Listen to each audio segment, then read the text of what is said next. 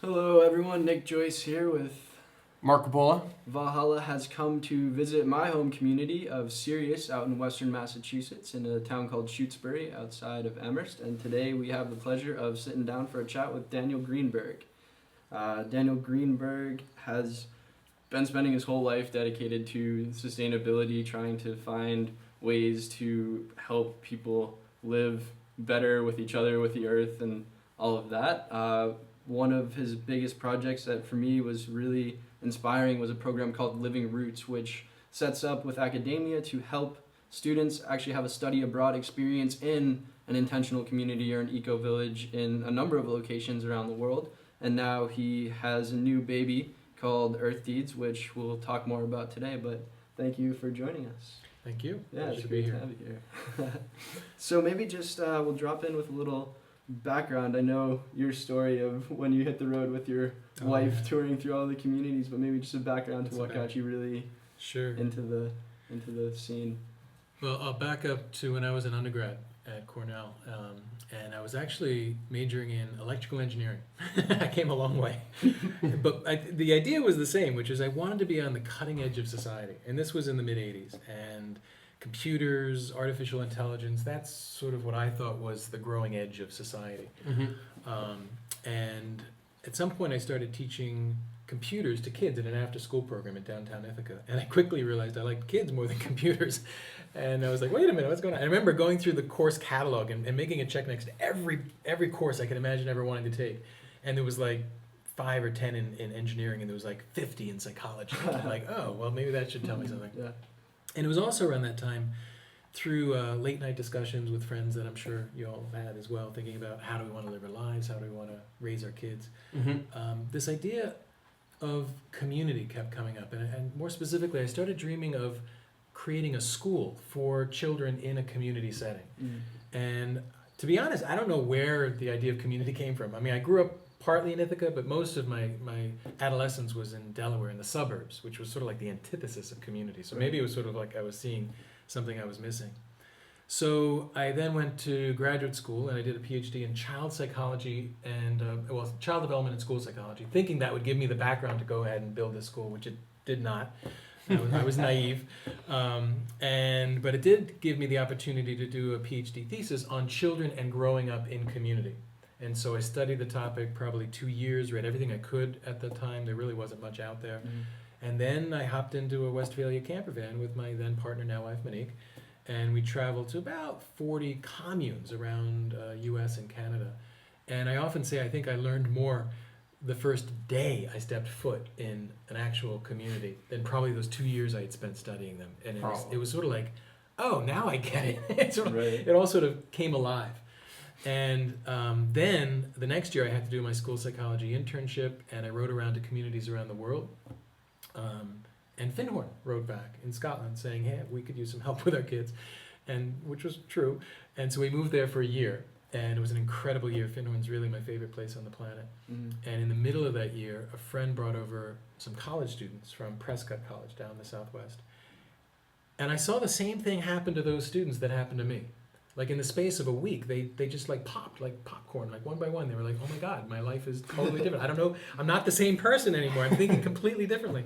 And what I saw really wake up for them, and what woke up for me, was really this sense of community, which I hope we can get back to at some point. But that really inspired me. I remember waking up with goosebumps thinking, wow, this is what I'm here to do. How do I build this bridge so that more emerging adults, more youth or future leaders can really have this experience of living in community? And so then I came back, and another couple stories, and then I started Living Roots in 1999. Okay. Wow. And Living Roots is still running today. It is running. I left a year ago in order to start Earth Deeds, and it's been a little rocky, but I think they're getting their feet back on the ground, and I think hopefully they'll be around a long time. Of course, it's the dream of any founder to be able to look back at something that blossoms and say, see what I started. So I have firm confidence that they will succeed. I mean, if they've been running for this long at this point, it seems like it will continue to kind of prosper and continue to grow. I mean, obviously there's challenges. Well, and a good thing, which has been a challenge for Living Roots, is that the times have changed. I mean, when we started, if you wanted to do a study abroad program in like a sustainable community, we were it. If you wanted to do a permaculture course, we were it. Now there's like 5 ways to do permaculture just here in the Amherst area. You know, you can do it online, you can do it lots of different ways. And so there's a growing competition, which is great because it means more people are thinking about this, but it's also had its own challenges for Living Roots.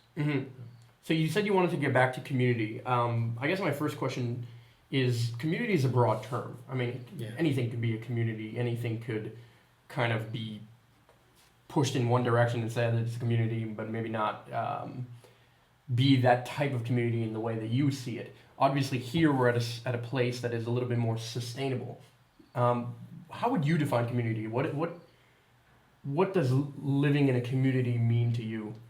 Well, let me back up about as far as you can go for a second. Yeah. And for me, community, sustainability, eco-villages, you know, all of this, if I had to boil it down to one word, it would be interdependence. Or better yet, there's a Buddhist term, interbeing. To me, it's all about relationships. Relationships with each other, the social element, relationships with the environment, the ecology, and relationships with ourselves, the spiritual element as well. That's what I feel like we have lost substantially, at least in Western cultures. I see it all over in the U.S. This sense of community, the sense of belonging. It really is. It's a way of being. It's a state of mind that I think is really, that fundamentally underpins any thriving community. You can be in an apartment complex in New York City, and if suddenly everyone living in that apartment complex said, "Hey, let's be in community together," things would flow from that. They would say, "Hey, let's all throw in $10 a month, and we can like rent this room, this apartment, and it can be our common room. We can do dinners and courses and whatever." But it starts here, you know. And you can be in a place that's beautiful and it's all set up for community. And if the people aren't living that mindset, it's a failure, right? So to me, it's really about honoring and living out of those core relationships. Yeah, no, I mean, I think I kind of fully agree that a community starts within your own mindset. At the end of the day, it's like, we've moved in this direction today. You said in Western societies, I think across the world, where our system of incentives is based on individual thinking. Right. We all have to worry about ourselves, and our parents raise us to worry about what job are we going to get, and how are we going to pay the bills, and how are we going to find a way to get our own house and our own thing, versus how are we going to find a way to better ourselves as a community? Right. You know, in smaller, I guess, you know, a tribe in Africa is not necessarily thinking about necessarily their own house. Yes, they're going to think about where they're going to sleep at night, but they are going to think mainly about the community around them. And I think the Aboriginals over here, or all kinds of different groups around the world that have thought communally, have always had a better lifestyle in the end for every single individual, versus the individual kind of going after everything on your own and doing everything on your own. Fully agree. And they're happier. You know, I think we're fundamentally unhappy in the society because we've separated ourselves from those relationships. We feel that we can exist independently from our neighbors. The economy can exist independently from the ecology, which of course all of that is blatantly false. And then we kind of try to put something in to fill up that gap. And so we put in material possessions or fame or glory or sex or whatever it is. And we're always missing the point. So I think, you know, I honestly don't think we could do what we do to the planet or each other if we really felt that we belong here, that you belong here. We've got to figure this out together, because that's the fundamental reality. That's the fundamental truth. I remember talking to someone and saying just this, that this was at like a high-level sustainability conference looking at sustainability in academia. And I was saying it all boils down to interdependence for me. And the person across the table looks at me and says, "Yeah, that's all well and good, you know, interdependence. But really, I mean, that's your belief, that's your opinion." And I'm like, "Excuse me?" You know? And so the fact, I mean, here, you know, these advanced level practitioners of sustainability in higher education, they still see this as one lens, as a story. And I see it as the foundation. It's the underpinning of everything. And it's something we don't have to even strive toward. It's a falling back into. You know, I often thought, as a meditator, it's like, oh man, it's so hard getting into the present moment, right? Because it's like infinitesimal. If you think about all the billions of years behind us and billions of years in front of us, and we're like walking this tight wire of the present moment, right? And it feels so hard. But then you can change that all around and say, wait a minute, the present is all we've got, right? It's everything. There's no past, there's no future, and it's not a tight wire. It's like you're falling back into the net. And I feel that same way about community and interdependence. It's not something we strive toward. It's something that we remember. Yeah. No, I fully agree. So that being said, obviously, okay, so let me make an assumption here. Clearly you are promoting that we remember community more. Yes. Okay. I've personally termed the problem, and it's not me who invented this term, but it's just a term that I kind of use for this problem, which I call the tragedy of the commons. Sure. Which is, yeah, exactly. And to recap for people who don't understand that, what it basically means is that what's good for an individual is kind of detrimental to the whole, the system as a whole. And that's kind of what we're operating under at this point. We're all doing things for ourselves. What's good for ourselves is that we have our own cars that we can go to work with, or we have our own everything that we have to do. The difference is we're using up way too many resources, and it's just inefficient, and it's causing things like, very basic things. So to use the car example. Everyone has their own car. Everyone has to go to different locations at different times, but we all do it individually. Therefore, we all sit in traffic.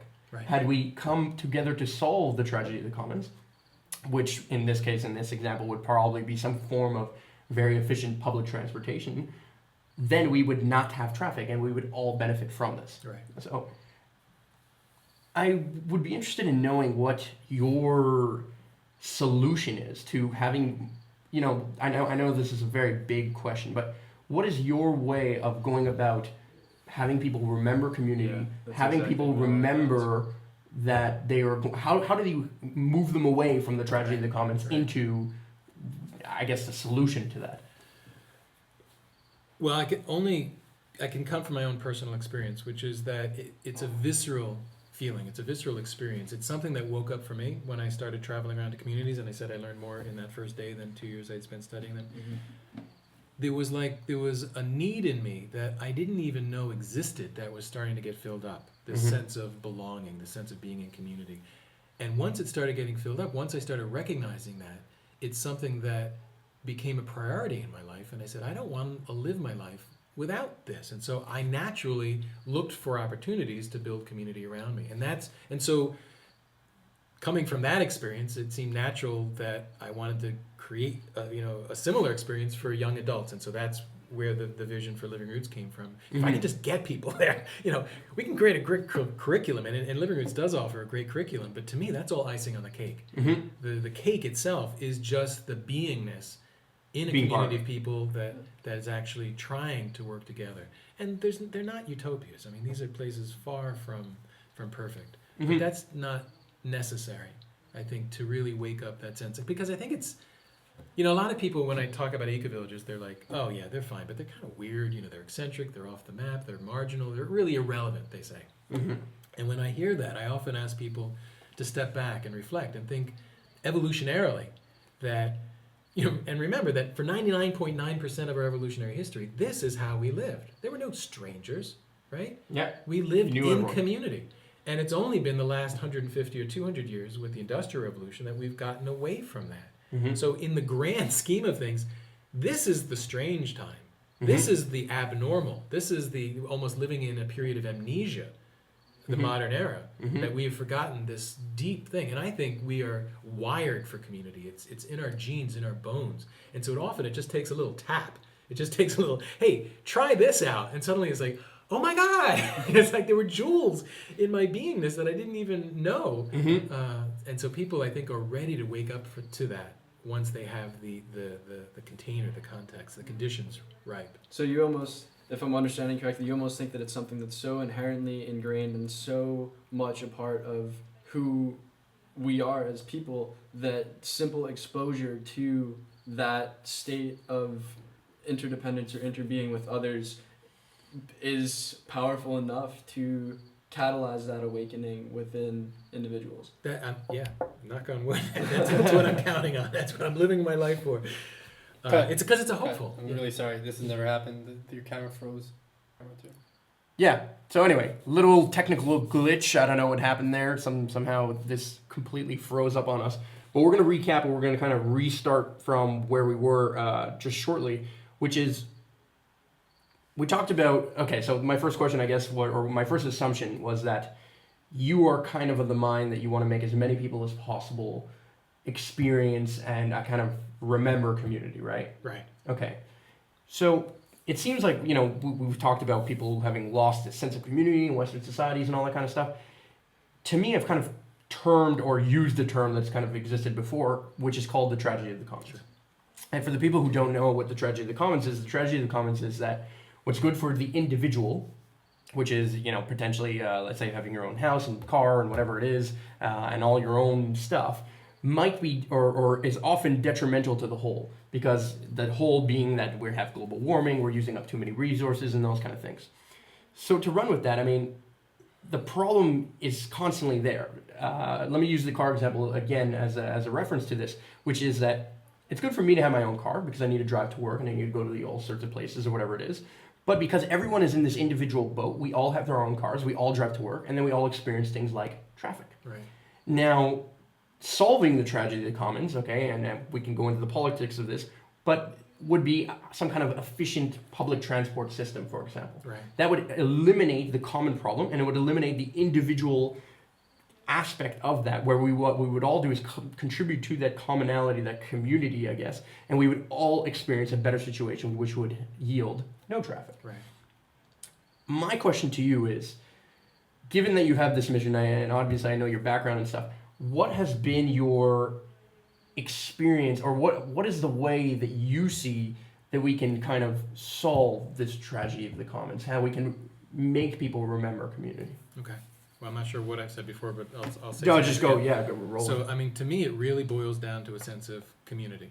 Mm-hmm. That the tragedy of the commons is a result of us taking ourselves out of those core relationships with each other, with the environment, even with ourselves. Mm-hmm. And I often think we won't know the answer to this until we discover other intelligent life in the universe. But I have a theory that this is actually a very natural and common point in a species evolution, or a dominant species evolution on a planet.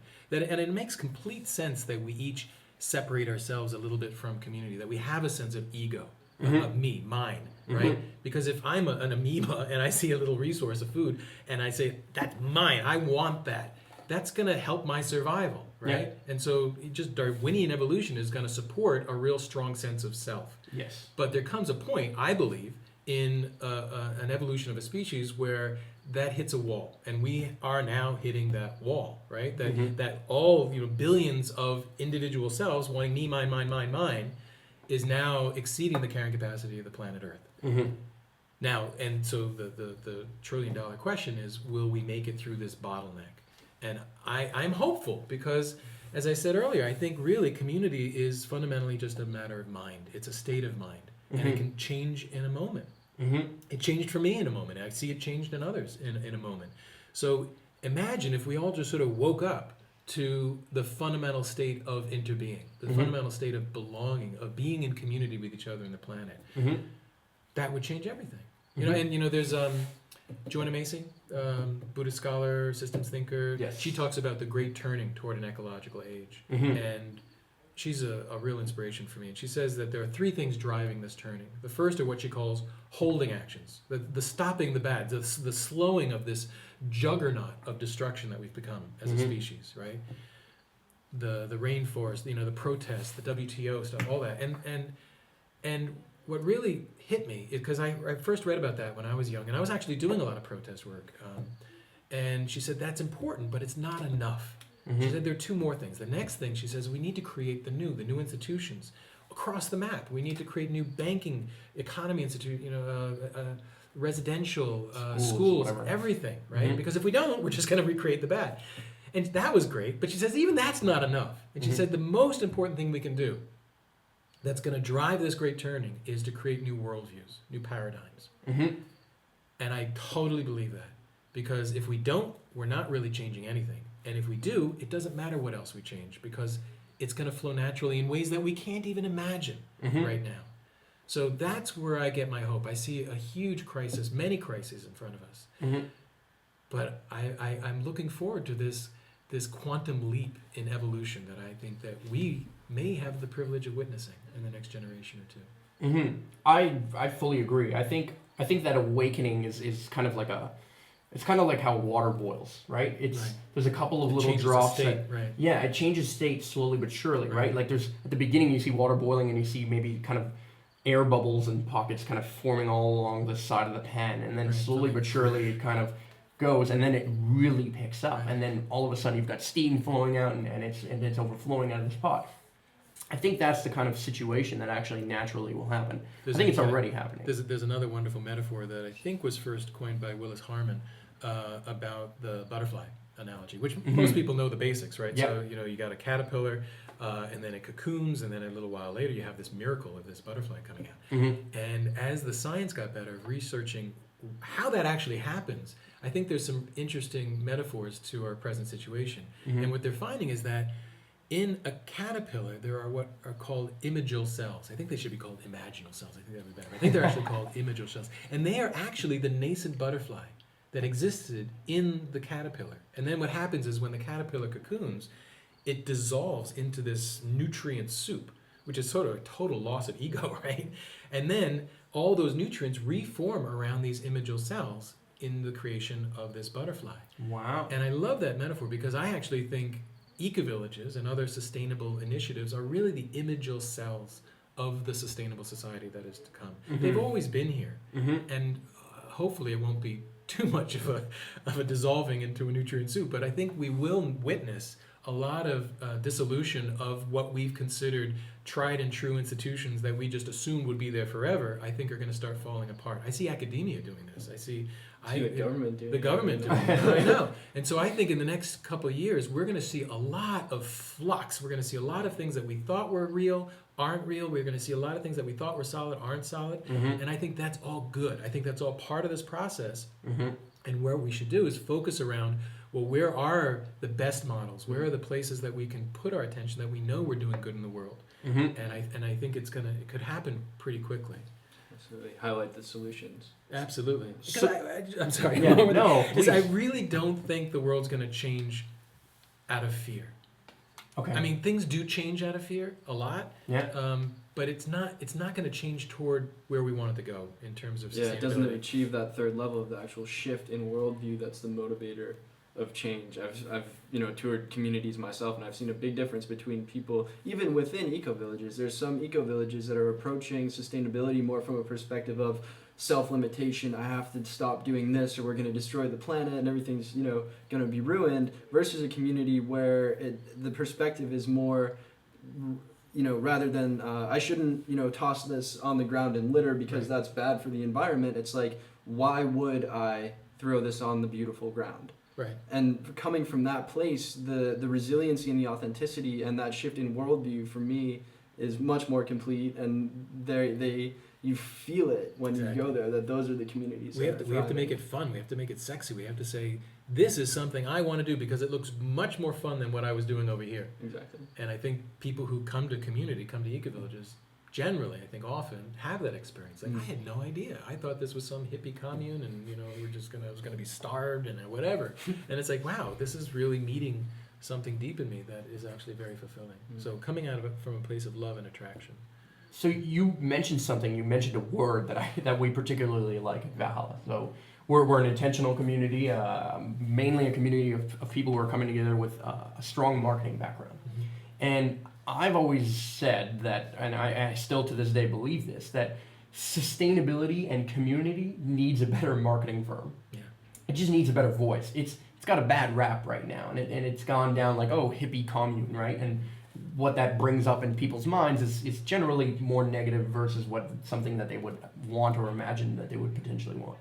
And we're trying to do that through the use of technology. We're trying to do that through the use of videos and podcasts and spreading the word and crowdfunding platforms and you name it. We're trying to do it mainly online, but we're also trying to do it in person, and we're trying to do education, and we're approaching it with kind of a multi-pronged approach. Now, I guess part of my question to you is, first of all, in this change, there's so many things that are going to have to change, right? Large institutions, you mentioned banking, government, schools, you name it, churches, whatever it might be. All of those institutions are going to have to start shifting. Is there one to you that will catalyze the other ones? Like, is education where we should start? Well, that's where I started. That was my background. That was my passion, and I love the emerging adult, sort of 18 to 25-year-old range, because this is a group of people that are old enough to ask the big questions, but they haven't sort of defined their life yet, so they can sort of take a different track if necessary. And I've seen this has been some of the biggest privileges of my life, is to watch students really wake up and just do a total turn. I mean, one of the skeletons in the closets of Living Roots is that a lot of students don't go back to school because they're like, I'm not doing that. I'm not going back to sit behind a desk and listen to someone lecture me for hours a day. I want to be involved, and I think that's great. I think the wanting to be out there and doing stuff. So I mean, it's different for different people. Some people are really passionate about creating the new economy. Some people want to do it through art and celebration. Yeah.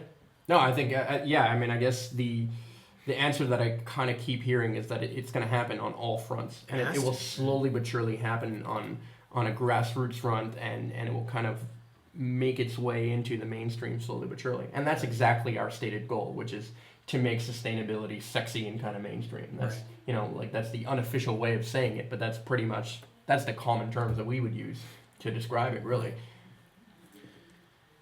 Yeah. What do you see as the biggest roadblock right now in this? What's the biggest hurdle or hump that we keep running into? Is it government? Is it, you want to restart? Yeah. Just putting the ISO up. I'll restart now since we stopped. Restart, yeah. Just just so they'll actually. No, I'm sure it worked. It worked, yeah. Yeah, just making sure. I'll be adjusting the ISO because the sun goes down really fast at this point. So. Yeah. Biggest hurdle. So at this point we're come to a situation where a lot of this is happening, but a lot of us still are feeling not taking the leap yet. Not taking the leap yet. Yeah, there's was it the red pill or the blue pill? I can't remember. But we haven't taken the pill yet. Yeah, it's the red pill, I'm pretty sure. Yeah. Actually, I think that is the biggest hurdle. Not that we all have to do drugs, but I'm saying that we haven't actually opened ourselves to the possibility of a different way of being, or a society being a different way. And I think we tend to get into ruts. I mean, we're an amazingly adaptable species, and we get used to things.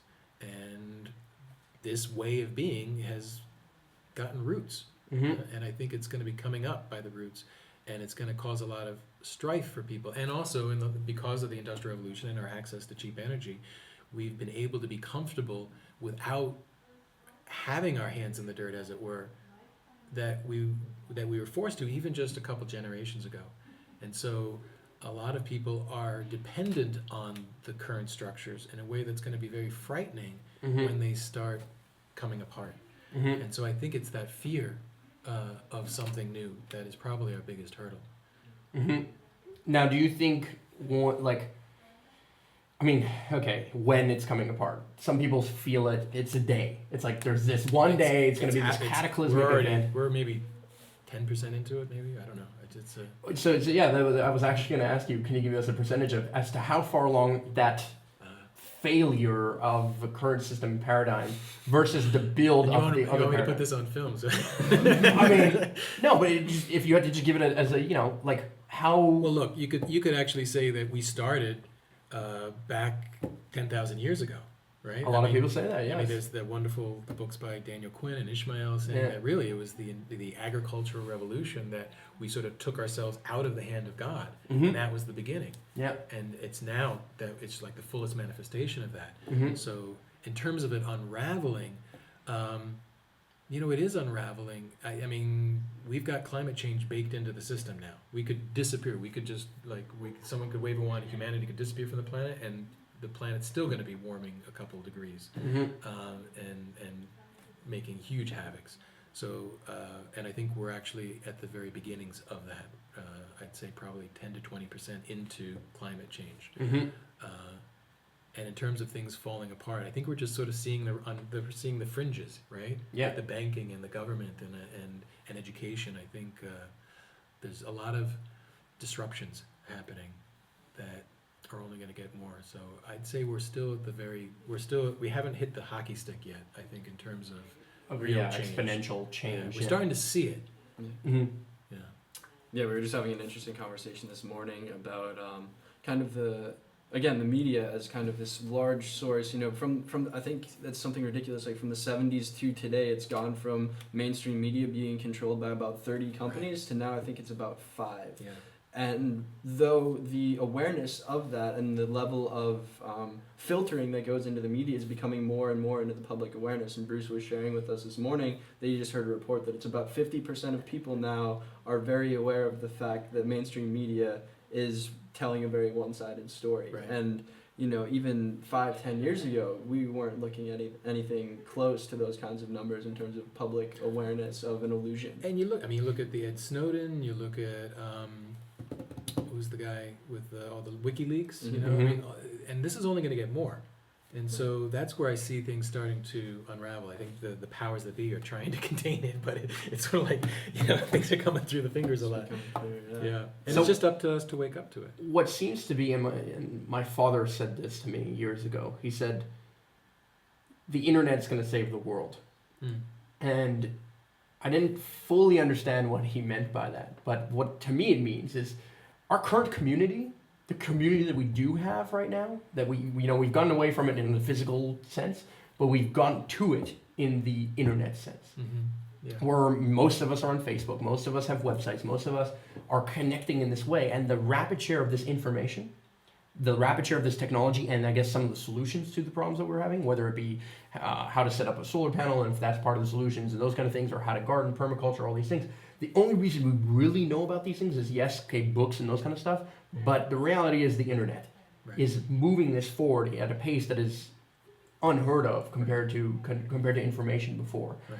And in a largely decentralized way. I think that's what's the beauty. In a fully decentralized way. I mean, obviously there are central powers that have like big sites, but CNN, although might be the biggest news network in the world potentially on TV, TV is now accounting for less and less of people's media consumption, and more is going on the As internet. is print newspaper And so now you have new superpowers emerging in this kind of stuff, and the ability for things to be able to be shared and discussed. I'm going to assume, and I'm of this mind, but what are your thoughts on how technology is going to be part of the solution? Do you think technology is going to, like in the same way that we have an industrial revolution, we had the hockey stick curve that said, we're going to have a massive growth of our knowing of technology and how we can make it more sustainable and more. Yeah, I mean, I definitely am a geek and a nerd, and I love that stuff, and I think it's only going to continue into ways that we can only barely imagine now. I mean, we're going to have driverless cars within a matter of a couple of years. My kids, my kids are going to look to them and say, God, Mom, you drove? What is that? Why did you do that? Just like my kids don't know what a record player is, and it won't be long. I mean, I was really proud of myself for fixing my refrigerator the other day. Why? Because I was able to get a YouTube. I just plugged in like Amana, blah blah blah, and so here's this guy saying, "Oh yeah, you got this problem. Here's what you do with it." And that's only going to get more immediate and more personal. The technology is going to allow us to access it wherever we are, to be in community with each other. So I think that's definitely there, but I see it as a tool, and it really again comes back to our mindset behind it, because people can use it to make money, people can use it to find sex, people can use it to try to expand their sense of beingness and interbeingness. So I hope that it will be a tool in service of a catalyzed awakening.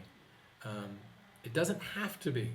There are dystopian futures that I think are possible. Like Hunger Game kind of stuff, with the state kind of stamping down and really controlling the technology, which they could still kind of do, maybe not. It's unclear. But I don't put all my cards into technology will save us, because the history has not been favorable in terms of how much technology has saved the world. So that's for sure. It's like this moment, and in all those moments, there was the feeling like, oh yeah, the steam engine's going to save the world, and the printing press, or the Morse code, and all that's going to do it. And so it's tools, hopefully, in service of a bigger vision. It's funny that we have this concept of save the world. And now I feel like the save the world concept has been around for forever. I don't know if it actually has been, though. I think when the steam engine and the printing press and some of these inventions that came at the turn of the century, or whatever it was, for example, in the 1900s or early 1900s or late 18s or whatever it is, all those things, I think at that time people realized it would change the world. I think that was the terminology they probably used more, right? It's like, this is really going to revolutionize and change the world. it's funny that we have this common conception. I think everyone I meet, and now obviously I'm in certain circles and whatever it is, but pretty much everyone I meet has this kind of the world is messed up right now kind of mentality. And whether it be just listening to mainstream media or not, you still listen to mainstream media and you have a sense that, man, stuff's going awry. So I guess, like, how does somebody today start changing the world or saving the world? Well, in your... Well, first of all, opinion. I mean, we use the terms, and I think we know what we're talking about, but in the practical sense, the world doesn't need saving. Oh, absolutely. You know, I mean, the world is going to carry on. Absolutely. We're really talking about saving our relationship with the world and trying to reduce the destruction that we're causing upon it. Yeah. And, you know, I come back to the same place, which is how do we each individually go deep? How do we each find our roots that spread out, that connect us deeply to others? You know, I think everything can be a force of good and a force of bad. I mean, people talk about globalization, and they either talk about it as the savior, it's going to save the world, or it's the devil, and this is it. And again, it's, to me, is what is it in the service of? Is it is this form of globalization, is it empowering, is it enriching local citizens, or is it abusing, subjugating them? And I think that's something we need to look at across the board. Right? You know, we're all in the communities world, so the term cult isn't used as much these days, but it's still out there. And yes, it's unfortunate when that mentality shows up in a community, but I think it's important to be aware of it in any form. I mean, it can show up even stronger in a boardroom or in a sports team or the military. I mean, you think about it.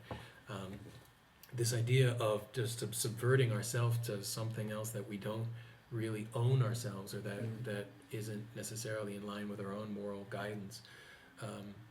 So I think it's something that we each need to take a stand. We need to find out, who are we on this planet, and to not, you know, sometimes I see culture as this like river, and we're just sort of swept up in it, and it's so easy just to sort of like lollygag on a day and kind of float down the culture. And I think each of us need to sort of swim to the shore and stand on the shore and see it and say, that's culture. And then we can choose to say, I agree with that, or I don't, or I'm going to go with that. It's sort of like little things, like just becoming a vegetarian for me 30-something years ago was a big event for me, not just for health and spirit, but it also was a little place of me pulling back from society. And in that place of pulling back, you get to see things that I just took for granted, the whole meat industry and everything, and the marketing that goes around it, that it was the water that we swam in that we didn't even recognize. So there's always a perspective that's broader and that's actually more fulfilling and actually happier. And so I think to continually try to step back and take the bigger perspective is going to be important, because it's easy to get into the minutia of day to day and forgetting how it's all connected. I think, again, the same answer comes up every time. And you brought another facet to it, which is to be able to see the problem, you have to or to see what is happening and to understand it, you have to kind of escape it for a second and kind of see it from a third-party perspective, like a fly on the wall or whatever. But it seems like everyone's answer is the same, and I always communicate this, and I really want this podcast to be about this sometimes, which is the number one thing you have to do is step up. Step up to actually changing yourself in the way that you want to be changed. There's no necessarily right or wrong way. Right. You know, some people are going to be like, oh, vegetarian or vegan or this or that, and there's so many variations of everything. And maybe none of them are really right, none of them are really wrong either. Right. But they could all be better and more environmentally conscious. They could all work better for us as in terms of solving the tragedy of the commons and all that kind of stuff. Right. That being said, I want to know a little bit more about how you've stepped up. We've talked about living roots and stuff. What are you up to today? Like, you know, shameless plug right here. What's going on? Like, how are you continuing this? I don't want to call it a fight, but I guess. Well, I'll back up, because I do want to say something that was Sure. inspiring, another analogy or metaphor for me, which is ants in an anthill. And it sounds silly, but to me it's been a powerful driving image for me in my life. And the analogies, again, most of us are familiar with ants and anthills, that a single ant, I mean, you can't imagine it having a whole lot on its mind. It's got a couple ganglion nerves strung together for a brain. And it's only when you look at the whole anthill that suddenly this consciousness, this intelligence emerges. I mean, anthills do amazing things. They farm fungi. They send armies off to war with other anthills. And the question that I think begs to be asked is, can a single ant have any awareness of that intelligence of the anthill? Mm-hmm. And I would say not much. And I would say we're in a similar situation, that as individuals, we are perhaps only dimly aware of a grander consciousness that is emerging and evolving on a species and maybe even larger level. And to me, when I read that, when I learned about that back in my probably late teens or early 20s, it was a very freeing philosophy, because until that point, I had the attitude like I had to figure this out. The world's going to hell, and I've got to figure out the solution. And you have to know how to put together That's the right. entire anthill. And it was really stressful. Hole in the world on my shoulder. And suddenly, when I really sat with that analogy, I'm like, all I really have to do, all any of us really have to be, is the best damn ants we can be. And what that meant for me is just follow the pheromones in front of me. And to me, that's our bliss. That's what is it that gives me the most drive? Where is that place where I find the biggest world needs meets my biggest passion? And for everyone, that's going to be a little different Venn diagram, right? Mm-hmm. For me, that led me to computers, that led me to kids, that led me to schools, that led me to academia. Mm-hmm. And so now I'll use that as a segue to what I'm doing now. Mm-hmm. So Living Roots, study abroad in eco-villages, it's been a great program. Thousands of students have really been turned on to sustainable community living through these emergent experiences. It's also transferred millions of dollars to these communities that really need those resources. So it's been very fulfilling work.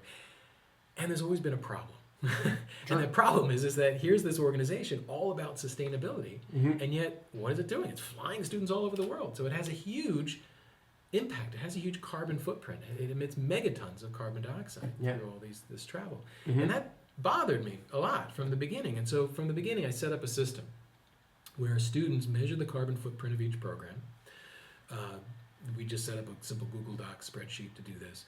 And then we price that carbon, and then we put together a fund. Usually it just comes out of the students' tuition. And then we have this money, okay? And then the question is, what do we do with that money? Now, the traditional way would be, you give it to TerraPass or Native Energy, you buy offsets, and you become carbon neutral. We could say, hey, look, we're neutral. I didn't like that for a number of reasons. One, I don't even like the whole idea of neutrality, that you can be kind of even when you're done, or even that we could be that as a species, because obviously we couldn't be carbon neutral even if we tried at this point. Not much of the money goes to those projects. We don't have much choice in what we do with. So, and there's all these controversies around additionality, and I don't need to get into the details. The biggest problem for us is it was an opportunity, because it's like, why give money to these projects around the world when there's all these incredible projects sitting right in front of us in these eco-villages? And so with that money, we started donating it to projects in these communities. Okay. And that was such an inspiring idea for me. I kept thinking, other groups want to do this. They don't want to do offsetting. They don't believe in it. But they want to do something in acknowledgement of their impact in a way that helps create more sustainability, more resilience in communities that which matter. in and of itself will offset to some degree.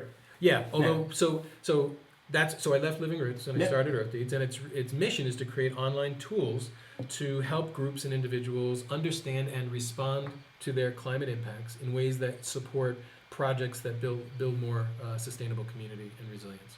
So as an example, our first pilot, I was teaching sustainable living at UMass last semester, and we did this with a class. There was about 83, I think, participants in the class, and we did service projects. So I had 4 students working with me. They measured the footprint of the class, came out to about 40 metric tons, which was interesting in itself, because have you ever thought about how much emissions just going to a class emits?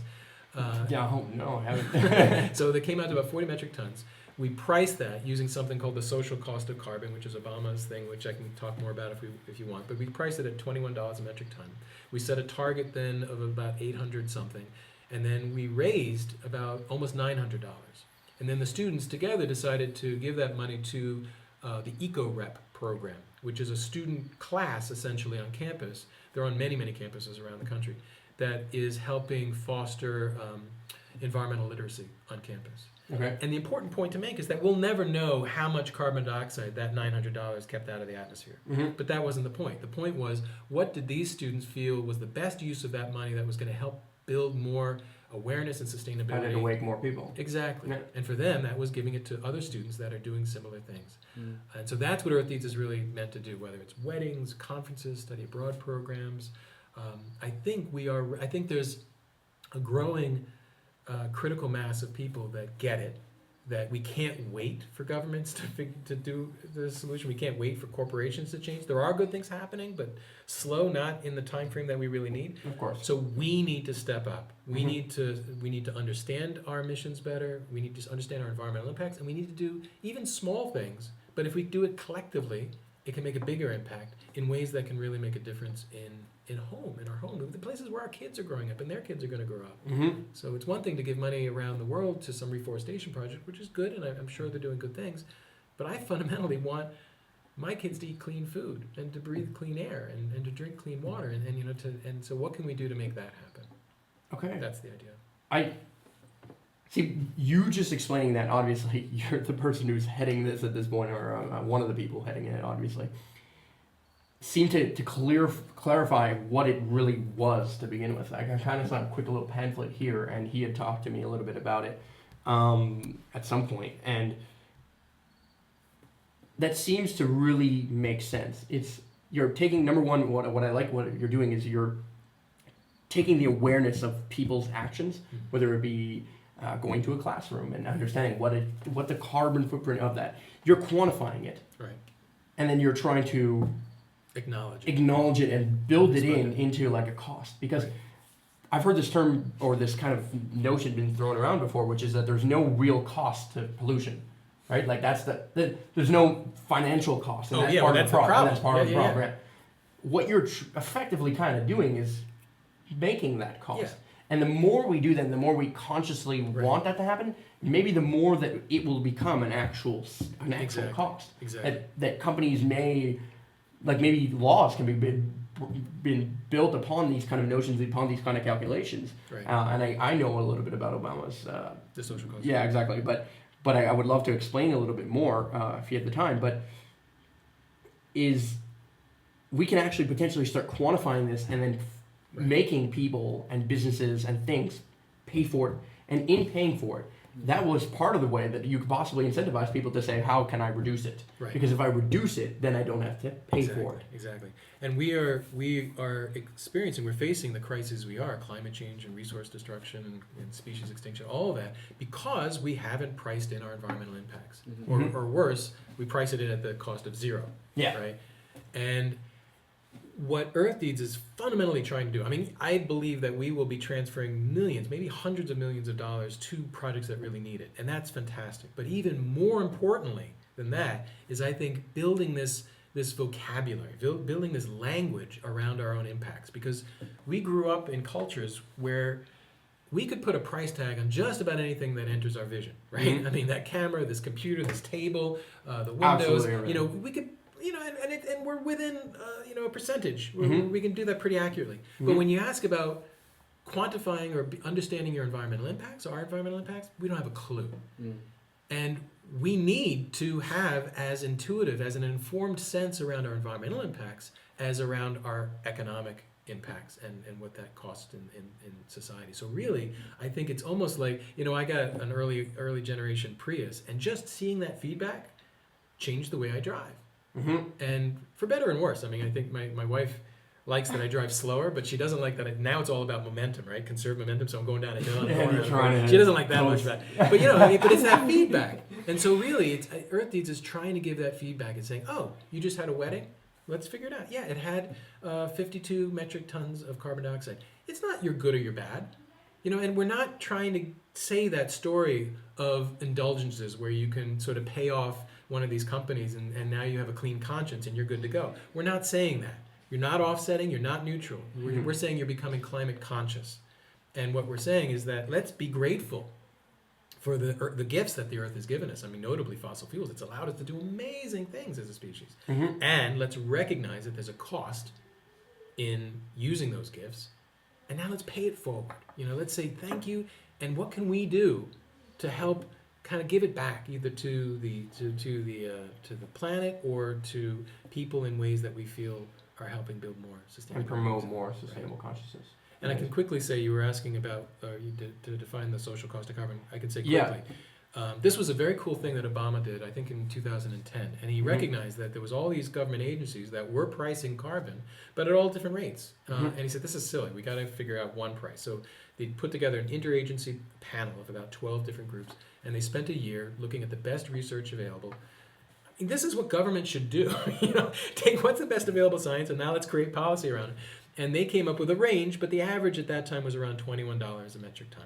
Okay. Of what they estimated was the true cost of putting a ton of carbon dioxide into the atmosphere, or what are we saving by not putting a ton in. Yeah. A lot of people say it's a low ball. There's all these things about discounting and putting off impacts to future generations. We don't have to get into that. Yeah. But I'm just Yeah, saying no, this, I whether know- that's I very even- much understand if it's a anything, it's a complicated low matter. ball. And in just last May, they looked at new data and they upped that. Now the average is around $36 a metric ton, which is a lot more than you can buy an offset from native energy for like $6 a ton. But that's not reflecting what the true costs are. So we want to tie Earthies to say, hey, this is an educational effort as well, just so you know that this is actually what the best estimates of what it's costing to put this into the atmosphere. And so, are a lot of people jumping on this program, like just to? There- Like, I mean, I know it's fairly. It seems like it's fairly fresh. We're kind of very a- fresh. yeah. We've only done a couple pilots. We did one with Nick and other folks that are part of NextGen, which is the Yeah. youth part of the Global Eco Village Network. There was about 50 young people that came together in Switzerland, part of a Global Eco Village conference. And here are these young people doing great things around the world, wanting to get together, wanting to learn more, wanting to empower each other and themselves to do more good work. And there was this unavoidable impact in them coming together. Mhm. So I worked with them to measure their impact, and then we priced it. And then they also raised, it was about $800. Okay. And then they ended up giving that money to two projects that were managed by two of their own NextGen folks. One was a reforestation project in Thailand, and another was a permaculture design with schools project in Zimbabwe, which was cool, and that was good. We're looking now, actually, there's a really interesting opportunity in academia in North America, because there's something called the ACU-PCC, which stands for the American College and University President's Climate Commitment. Okay. It's about 675 schools whose presidents have signed a commitment to really be aware and to respond to their climate impacts. Mhm. And so they have to do a greenhouse gas inventory, and one of the things of their commitment is they have to set a date to be climate neutral. Now there's that word again. And essentially what that's requiring these schools to do, eventually when they've reduced everything they can, and they still have impacts that they can't reduce anymore, is to buy offsets or RECs in the energy market. Yeah. And in talking to a lot of the sustainability coordinators, folks that are actually going to be managing that, they don't want to do that. For all the reasons I mentioned, the money's going off campus, it has no pedagogical value, they don't Yeah. have any choice in what the money Not teaching their supports. students, That's which right. is their main focus. And so we're showing up and saying, hey, here's an alternative. If you just drop the idea of neutrality, we still agree you need to measure it, you need to put a price on it, but then instead of giving it to projects to be able to check off a box to say, yes, we've somehow evened out our emissions, let's give it to projects that are on campus, in the community. We can involve students. that are focused on that though. That are focused on obviously Absolutely. changing that impact or Yeah, well, reducing. to that me, it's impact. that question is really amazing. I mean, with carbon neutrality, you're giving money to another company. You don't even get to ask that question. What's the best use of my $10 or $10,000 or $10 million? Mhm. And it's just like, well, it's just assumed, well, we want to reduce carbon. Well, maybe it's not. Maybe the best thing we can do with that $10 million is to create a sustainable transportation system on campus, or to create more farm to school enterprises that we'll never know what kind of impact that has. So I think even asking that question is part of that educational and pedagogical value of saying, well, what's the best thing we can do? I don't know. What do you think? What do you think? So Now, somebody wants to get this information now. Like now, all of a sudden, they're watching this. right. You want to restart? Yeah. Okay. So if somebody wants Yeah. to get. So if somebody wants to get that kind of information now, and then so I'm going to try and wrap up with this. Okay. Is they want to know, like now all of a sudden they're considering their carbon footprint. They maybe want to know what their carbon footprint might be from them waking up in the morning, going to work, coming back from work, and living their life and doing Sure. whatever it is. So What are the best resources for somebody to learn something like that? Do you guys have resources? well, let me. I got to put my Earth Yeah. Deeds hat on. So just to let you know, you're welcome to go to earthdeeds.com. What you'll see is basically a landing page, because we're building the site in the background because we don't want to make it public until we Of feel course, really good about it. Yeah. You're welcome to put in an email address. You get on our mailing list. You get updates and see what we're doing. and then you can see a 3-minute video, give us a little survey, give it a little more information about what your interest is. So if you're someone who is having an event, you're putting on a conference, or you're getting married, or something that has an impact, and you want that event to be climate conscious, contact us, and we'll work with you to become. We can pilot the tools with you. We really want to build tools that work for people, and we're still fairly early in that phase. So. And so you guys are developing something that would be online that would do something like that. We do have something online. We have a what's called a minimal viable product. I mean, it works, but it doesn't have a lot of bells and whistles, and we don't. It's probably 10% of what it could really become. Yeah, it's not so comprehensive. we want to work with people. So, and also if you're a project, to say, hey, think about what are your constituencies. If you are if you're representing a conservation area, well, who are the people that love that area? Maybe you do weddings there, and you could say, well, how can we set it up so that people who come and either partake or engage with this project can also become climate conscious and maybe put some money toward the project that has meaning to them. So whether you're on the team or event side, or whether you're on the project side, we're happy to work with people to see what's possible. I've got a pitch for you, and we'll end there. All the description in the description, all the links to all of this kind of stuff or anything we might have talked about will be available, so you guys can check that out and make that happen. But I would love to know. I do a lot of videos and websites and stuff for work, kind of on the side of doing Valhalla and all this stuff. Obviously, I would love to know what the price or the carbon footprint of me filming a wedding or filming some kind of event or whatever it is for me and for the people who I film with, for the camera that I use and all those kind of things. And then I would actually start to give clients a choice of paying for it. Right. Paying towards a project, and then that project would be, anyway, I would love to and total off. And this is cool too, and there's a friend who some of you know, Diana Christian, who's in the communities movement, and she goes out. Okay, and she does a lot of speaking and stuff, and she's thinking, well, maybe I can just be climate conscious in all of my speaking gigs. So if she goes somewhere, say, look, I want to come, but just so you know, there's going to be a surcharge that's going to help acknowledge my impact, and then we can use that money to do things that are going to help the movement. So you can do it as an individual, as a group. That's awesome. There's a lot of scales. Okay, well, I mean, thank you very much for this knowledge drop and your insight and wisdom, and for being with us. Thank you, Nick, too, for also partaking. All the description stuff in the link below. See you next time. And don't forget to subscribe. Thank you. Thanks. Excellent.